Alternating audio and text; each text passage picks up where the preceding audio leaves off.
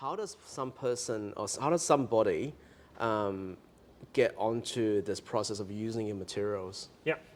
I mean, you can give us a chat. So we come across it at quite a pragmatic way. Okay. So we're saying, first of all, that building element needs to do its core job better, and then it needs to be sustainable, because you could have a product that's hugely sustainable, but your house falls down because it's not strong enough.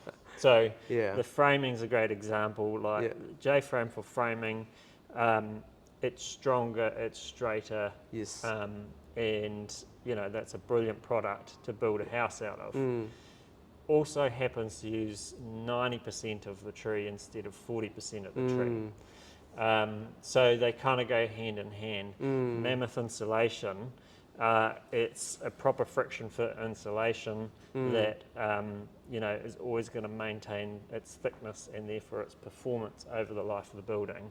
Also happens to use 110 recycled plastic bottles per square metre. Yeah, nice. So we're making sure both those things are ticked, because there's no point putting something really green in the walls if it's going to slump or no longer perform in 20 years, So you got to do both. But that's why you can come and talk to us. I think it's about flagging that with your designer or your architect or whoever you're working with, that you are interested to go down this route.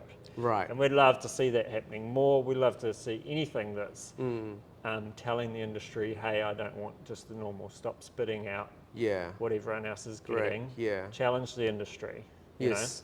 And so you guys have quite an open door policy, I've noticed, in terms of meeting with designers and project managers and stuff like that, just to educate them on what options are available. Yep.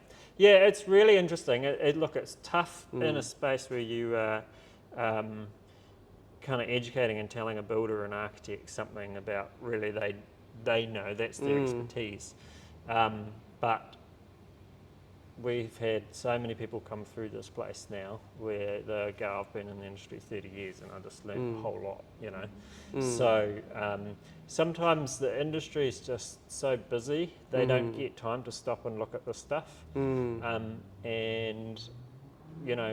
they've got people knocking on their doors all the time to talk about a product. But if they can come here and learn about a whole handful of products at once and get a snapshot of the key benefits, then they can work out, what do I need to know more about after that, Yeah. So what's appropriate and what would fit in the design. And also, like, there's some really simple, easy wins. Like the roofing store, the steel that they buy out of South Korea, you would think the fact that it comes all the way from South Korea would be terrible on a carbon story. Yes. But actually, their steel mill is so advanced and our steel mill is a dinosaur that just by speccing their roof, you'd save 1 tonne of carbon.